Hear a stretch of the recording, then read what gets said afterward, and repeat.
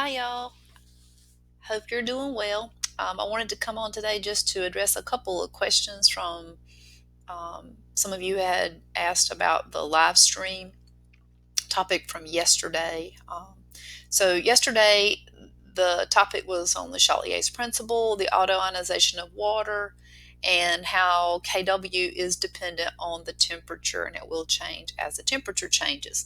So what I want to remind you of is two things that we learned about in chapter 15. So I just pulled these from our slides that we used in chapter 15 notes, the introduction to equilibrium. And in chapter 15, we learned first about the equilibrium constant. And so K is the symbol for the capital K is the symbol for equilibrium constant. K sub C just simply means that it's expressing the law of mass action and concentrations. K sub P is if it was pressures, remember that. We're talking about concentrations when we're dealing with acids and bases because they're aqueous systems. But when we deal with acids and bases, we're going to see it be more specific. They'll have a Ka if it's an acid equilibrium. You would write it as Kb if it's a base equilibrium. And then the topic yesterday, Kw was used, which is the equilibrium constant for water, pure water. And so that's really where we're going to focus on today in this little mini lesson, if you will, just to clarify some things. But I do want to remind you of this. The equilibrium constant is always calculated by taking the concentrations of the products raised to their respective coefficient powers, dividing by the concentration of the reactants raised to their coefficient powers. So always remember, it's always concentration of the products on top divided by concentration of the reactants on bottom. So that's how K is calculated. And as I said, it is dependent on temperatures. If the temperature changes, your K value will change. Also, let me remind you that we don't include solids or liquids in our law of mass action. Now, the other thing that we learned about in chapter 15 was Le Chatelier's principle. And Le Chatelier's principle was basically, it said that a system tends to want to stay at equilibrium because equilibrium is very stable. So it also addressed the fact that you could disturb an equilibrium or stress the equilibrium, and it would cause its position to change. So Le Chatelier's principle states that when a system is at equilibrium and is placed under a stress, the system will undergo a temporary change or shift in a way to relieve that stress. And then once equilibrium has reestablished itself, it no longer shifts. So the stresses that we talked about in chapter 15, or we could change the concentration of a product or reactant, we could change the pressure where gases are involved, and we talked about those specifically. But yesterday's video live streaming session talked about the temperature dependence on the K value. And so that's where you have to understand endothermic and exothermic.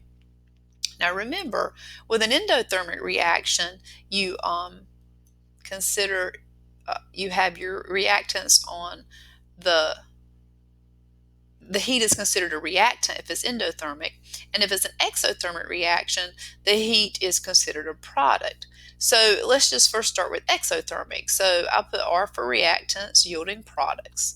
So if this was a chemical equilibrium system and it were exothermic, you would notice your heat, I'll put E for the energy, heat, the heat would be considered a product. If it were an endothermic reaction, you would have the heat, again, energy. I'll put a big star around that indicating like a fire or heat, and your reactants. And then that will be equilibrium with the product here. So exothermic versus endothermic. You treat the heat as a product if it's exothermic. You treat the heat as a reactant if it's endothermic. So what does that mean as far as how it ties into Le Chatelier's principle?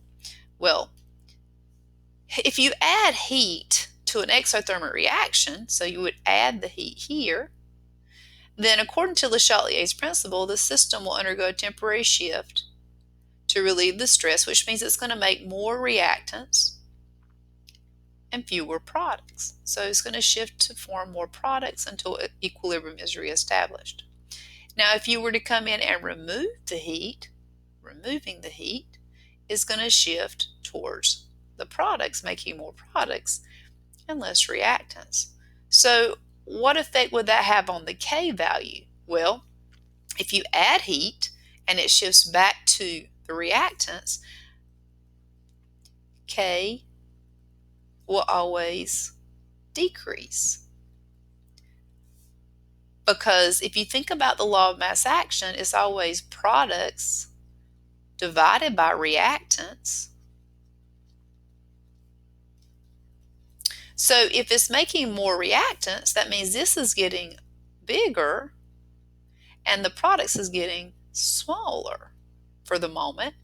And so you end up getting a K value that gets smaller. If you remove the heat, take the heat away, then the system will shift towards the products, making more products. So what's that going to do? If you make more products, your K will increase. This is if it were exothermic reaction. Now let's talk about if it were endothermic. So with endothermic reactions, heat's considered a reactant. The delta H is positive, or your enthalpy change is positive. So if you add heat to an endothermic reaction, it's going to shift to the products we learned. So adding heat here makes it shift to make more products. So if you're increasing your product concentration, then that means the number in the numerator is getting larger. Concentration of the reactant is getting smaller. So that means your K will increase in this instance. And then if you remove the heat, take the heat out, it's going to shift to put the heat back in. So it's going to shift to the reactants, as we learned. And so that means making more reactants, less products, the K will decrease. Okay? All right, so now let's go back to the question that the speaker was talking about in the live stream from yesterday. He said that we know that water at 25 degrees Celsius, the kW for water is always 1 times 10 to the negative 14. So here's the formula for the autoionization of water. And I'm just going to write the law of mass action for that over here. So it's going to be equal to the concentration of the hydronium ion divided by the concentration of the hydroxide ion. And since this is liquid, this is understood to be over 1. So still products over reactants, and it just so happens there's no reactants in the law of mass action. Okay, so if this were exothermic, we're going to make some predictions here. What would happen to kW if this were exothermic? Okay, so we're talking about the adding of heat or removing of heat. So we know that for water at 25 degrees Celsius, kW is 1 times 10 to the negative 14. That's at 25. So if you added heat, okay, added heat to the products, the Chatelier's principle tells us it's going to shift to make more reactants. So the concentration of the reactants will increase, concentration of the products would decrease.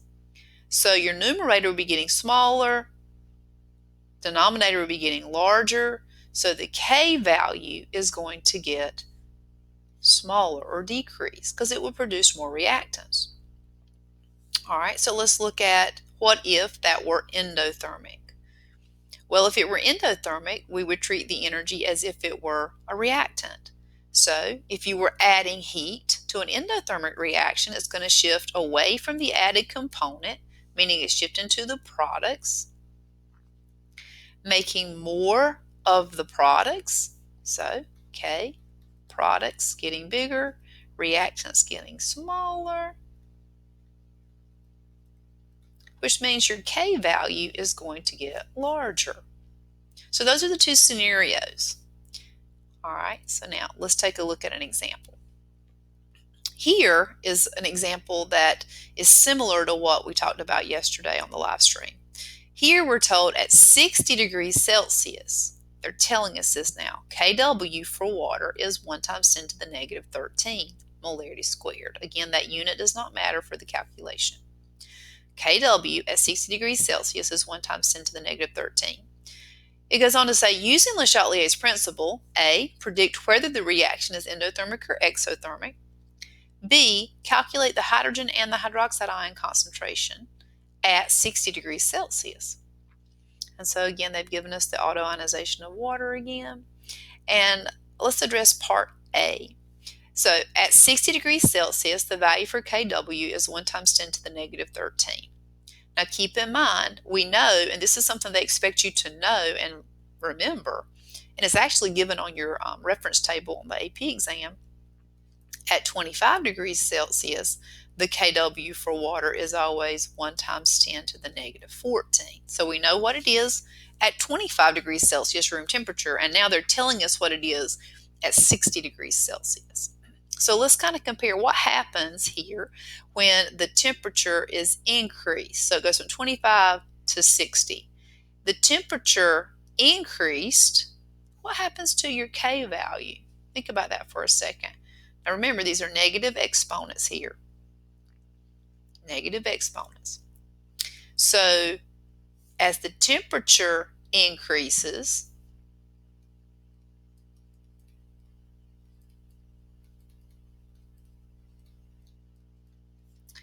we see that the K value is increasing or decreasing? It is increasing. Very good. Hopefully that's what you said anyway. So as the temperature increased, we see the K value increasing. Well, what does that mean? As you added heat, the K value is getting bigger. So think in terms of the law of mass action. Products divided by reactants. So if K is getting bigger, what's being formed? What side is it shifting towards? It must be making more products. So if K is getting bigger, more products are forming. So according to Le Chatelier's principle, it's going to shift to the right, or to the products. So what does that mean? Is it endothermic or exothermic? What do you think? Well, if you're adding heat, the energy must be on the reactant side in order for it to shift to the products. So this will have to be an endothermic reaction. All right, so that's part A. Second part, part B. So B goes on to say, okay, calculate the hydrogen and the hydroxide ion concentration at 60 degrees Celsius for this reaction. Now this is important. So in pure water, what's the pH of pure water? Always. If it's pure water, well, not necessarily the pH, but what's true of pure water in terms of the hydrogen ion concentration and the hydroxide ion concentration? If it's pure water, we know that the hydrogen ion concentration is equal to the hydroxide ion concentration. That's true for pure water always. Now, even though the pH might be different because the temperature would have changed, if it's pure water and nothing else is in it, it is always going to be true that the hydrogen ion concentration equals the hydroxide ion concentration. So if you think in terms of Kw, the law of mass action, hydrogen ion concentration times hydroxide ion concentration. We're going to use this in just a second. Since these are equal, we can let them both equal to X because they're equal. So that means Kw at 60 degrees Celsius is equal to just X squared. Well, remember at 60 degrees Celsius, they told us the K value is 1 times 10 to the negative 13.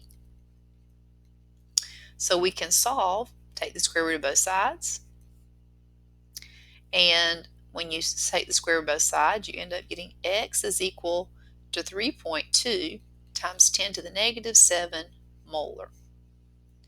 Now, so that's going to equal to your hydrogen ion concentration and your hydroxide ion concentration because it is pure water. Now, if they were to go on and ask you to calculate the pH of this particular solution, but I didn't, but if they had said, okay, part C, what's the pH? then you would just say, well, the pH is always equal to the negative log of the hydrogen ion concentration.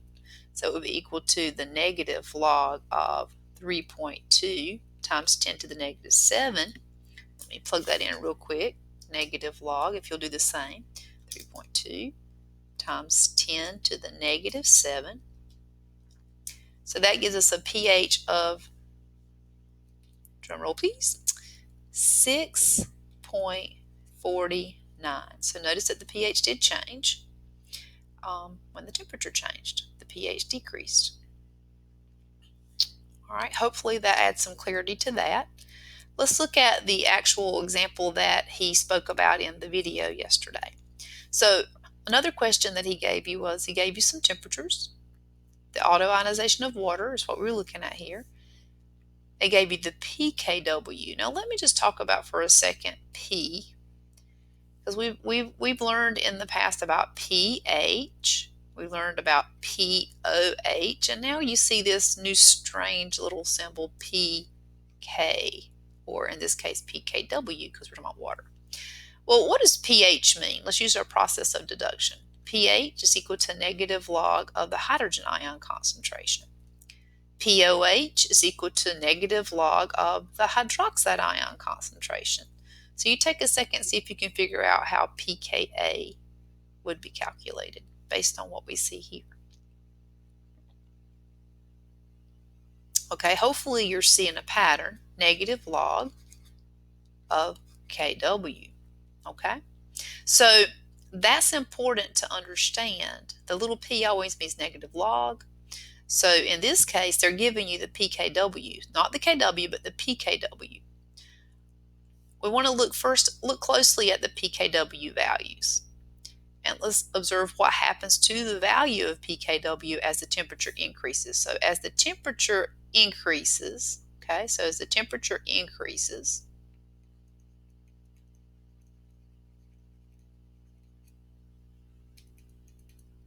okay, the pKw is doing what? It's decreasing. Okay, so as the temperature increases, the pKw decreases. They're inversely proportional. Well, let's think about what happens to the Kw then. So if we wanted to go from pKw to Kw, and I'll just do one of them and then I'll reveal the rest of them.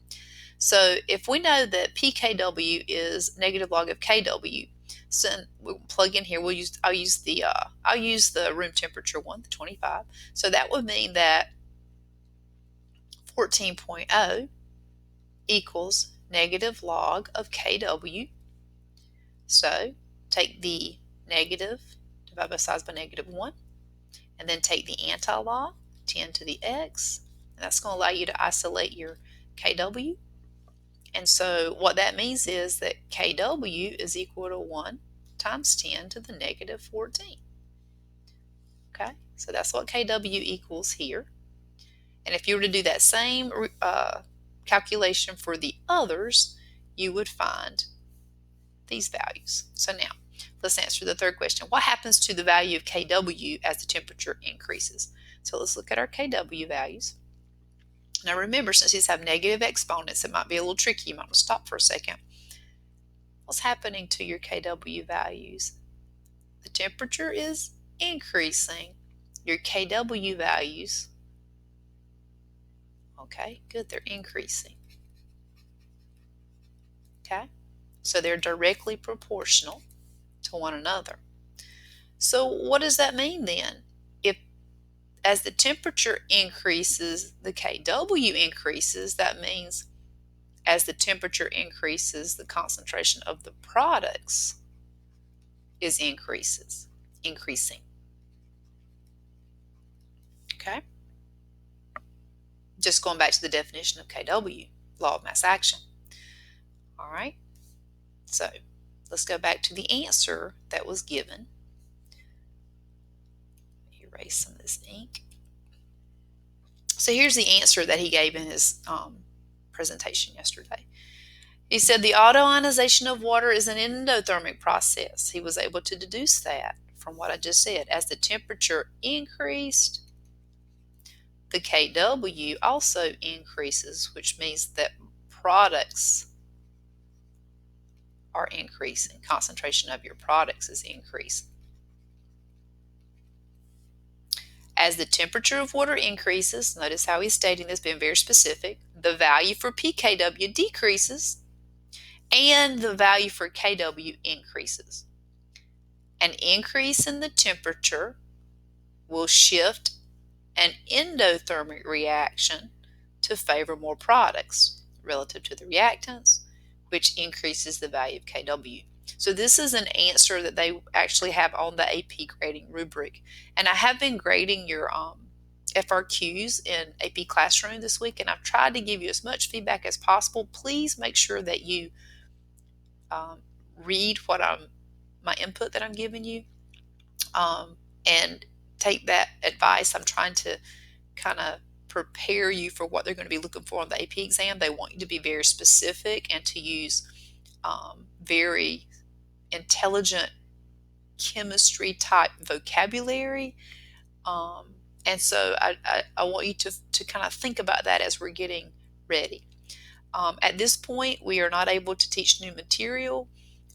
We should be getting an update tomorrow during our faculty meeting, and from there, I'll kind of go with that. So, but for now, I'm going to sign off. If you have any other questions, please don't hesitate to ask me, and I'll do my very best to answer you in a timely fashion. Talk to you later.